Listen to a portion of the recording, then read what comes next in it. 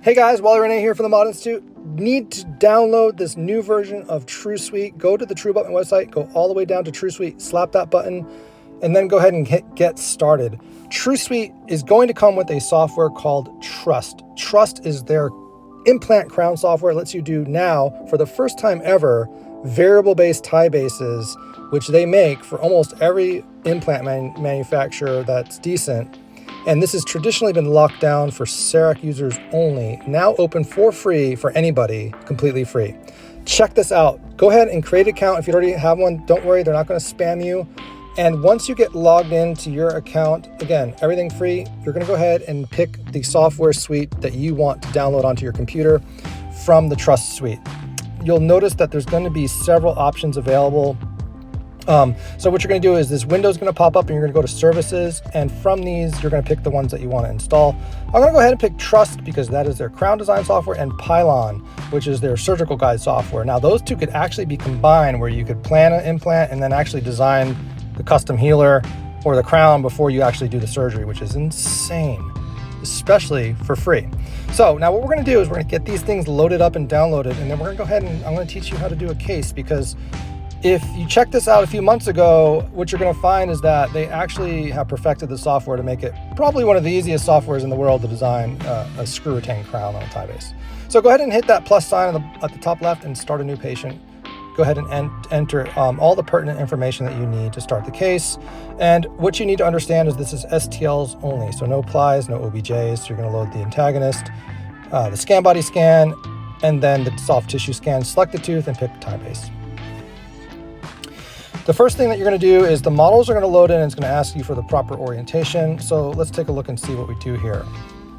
This is actually a really important step, and oftentimes people get confused. You want the centrals facing you and those kind of right in the crosshairs, so where the horizontal line is on the incisal edge of 8 or 9, and the patient's right is the patient's right. Okay, so it's kind of the same orientation. Now, once you get the models loaded in, right-click rotates. If you click the rolly ball and zoom it, it will zoom in and out. And if you actually click the rolly ball and hold it, it'll translate the model around the screen.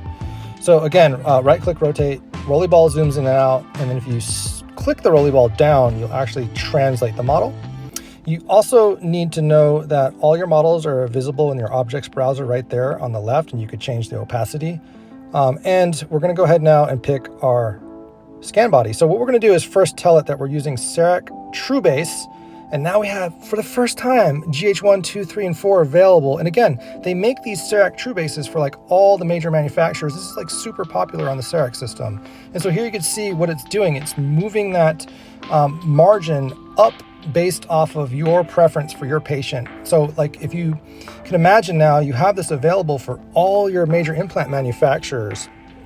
And I don't know, these tie bases run for like 80 bucks, which is incredible that you could buy one of those and then design it yourself right here. You're going to pick 3 common points on the scan body and on the actual little virtual scan body on the bottom right. And it's going to automatically merge. And then you're going to go ahead, once you have it merged, you could check and see how accurate it is by dropping a slice plane. And you could rotate that slice plane and see exactly how accurate your merge is. And this is insanely accurate right here, so we're good to go. And you could reset it if you didn't like it and redo it again. So once you do that, you're going to go ahead. It's kind of linear. That blue little bar at the top is kind of your linear workflow of kind of what you need to do next. It's the wizard. So I'm going to go ahead and click the next step in the wizard up there, and now that's soft tissue. You could globally move all of the soft tissue up and down, and you know it's easy to do that. Or you could click these red dots and move them where you want. In addition to that, you could click the green line and add more red dots. Again, if you have the ability to sculpt the tissue before you scan, you want to just follow your natural tissue height here. I like to go on the buckle about 1 millimeter apical to the junction there. On the lingual, I usually go at the crest of the tissue. And then I'm going to go ahead and hit generate. And it's going to give me a tooth that I could now manipulate and rotate and check out how that soft tissue is looking there. So, you know, this is actually super awesome because it's doing a really good job initially here for me to get the soft tissue subcritical contour almost exactly the way I want it. A for antagonist. So once you go ahead and get the tooth kind of where you want it, you have these powerful tools to be able to further manipulate it. T for tooth, and what you're going to do is you can toggle that on and off. You have this gyroscope and the tooth becomes all these kind of really cool morph points here. And it's really simple to use. If you click the tooth, you could move it wherever you want it. If you click any of those gyroscope points, you could rotate it and stretch it exactly where you want it. If you keep hitting that A button for antagonist, you could check out that occlusion. Alternatively, you go over to the left-hand side of the screen and turn things on and off as needed. Once you like the location of the tooth, go ahead and hit the next icon in the little blue wizard bar up there, and it's going to say, do you want to change your gingival based off of your new tooth position? You hit yes. And so it merges the subcritical contour now to the supercritical contour and clinical crown, and now we have these amazing tools to use to further tweak this. By the way, these tools are quite powerful. We have the ability to check out that screw channel by hitting H on your keyboard. We could add, subtract, and smooth.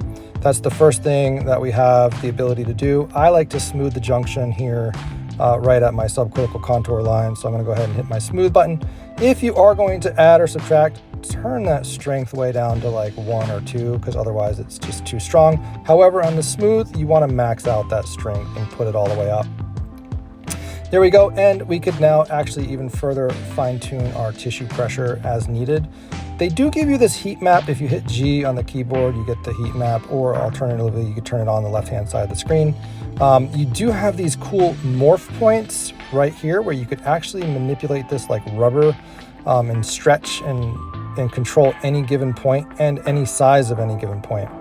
And then finally, you have the ability to automatically adapt as well. But I like to come in here, I'm going to go to my subtract tool, and I'm going to put it on super weak, and I'm just going to control my tissue pressure the way that I want it. And at the same time, I'm looking right at my proximal contact location there, and I just want it to be basically a pinpoint of red.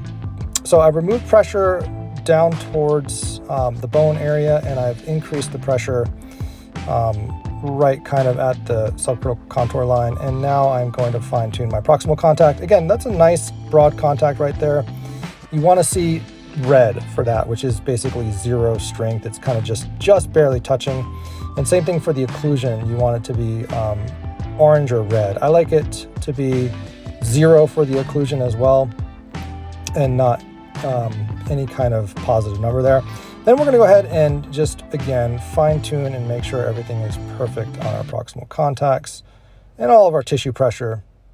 There we go. That's the last step, guys. It's going to automatically cut that screw channel when we hit next. Check it out. Super cool. I love this. This is good. Now you're able to export and save that STL file for free. $0. I mean, thank you, Truabutment, for giving this to people, because honestly, to do this in the past required super expensive software. And this was just a quick design. I barely even did anything to it. If I had spent a little bit more time, we could just turn this into absolute perfection. So again, guys, this could be printed, milled, whatever, and you could go ahead and buy those tie bases from Truabutment and bond them on and go ahead and screw it down. It's incredible. Absolutely incredible. I hope you guys use this for your patients, and don't forget, reach out to me if you need any help or if you have any questions.